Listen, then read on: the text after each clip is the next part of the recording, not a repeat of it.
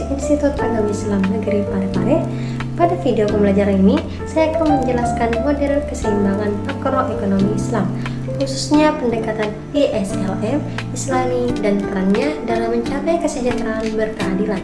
Materi ini membahas penerapan prinsip-prinsip ekonomi Islam dalam analisis makroekonomi. Untuk memahami mengapa model ini penting, kita perlu melihat terlebih dahulu peran ekonomi Islam dalam konteks makroekonomi. Kenapa sih ekonomi Islam penting dalam konteks makro? Karena dalam lanskap ekonomi global yang dinamis, model ekonomi Islam menawarkan perspektif unik, berbeda dengan pendekatan konvensional. Ekonomi Islam menempatkan etika, moralitas, dan nilai-nilai spiritual sebagai inti dari setiap aktivitas ekonomi. Ini bukan hanya tentang angka, tetapi tentang menciptakan sistem yang adil dan berkelanjutan bagi semua.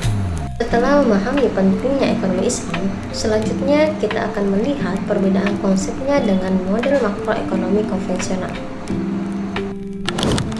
Di sini bisa kita lihat perbedaan ISLM konvensional dan Islami, bahwa model ISLM konvensional berfokus pada suku bunga dan agregat demand, bersifat netral terhadap etika dan distribusi kekayaan, serta cenderung mengabaikan dimensi moral.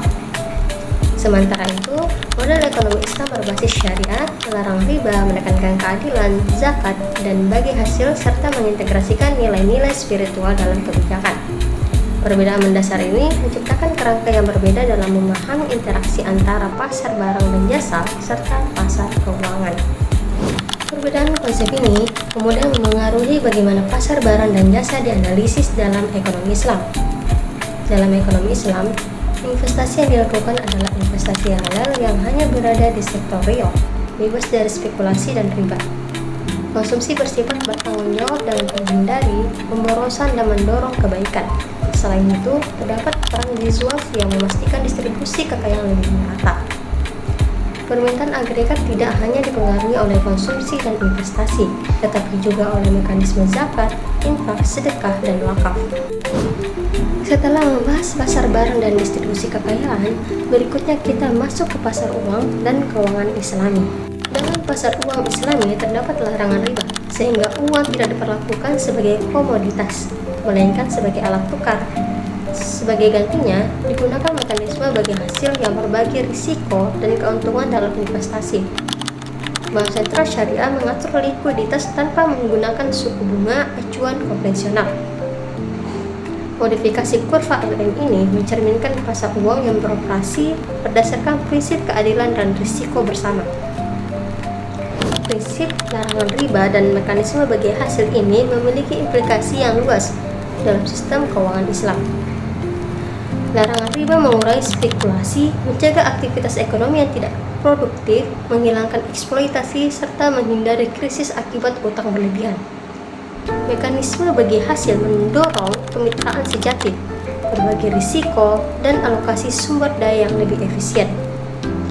Jika pasar barang dan pasar uang digabungkan, maka akan terlihat bagaimana keseimbangan makroekonomi Islam terbentuk.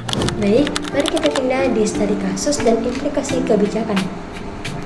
Nah, larangan riba dan mekanisme bagi hasil dapat menciptakan stabilitas ekonomi dengan mengurangi volatilitas pasar keuangan, riswaf dan wakaf, produktif mendorong pertumbuhan sektor real dan UMKM. Pemerintah dapat mendorong investasi halal dan mengembangkan instrumen keuangan syariah.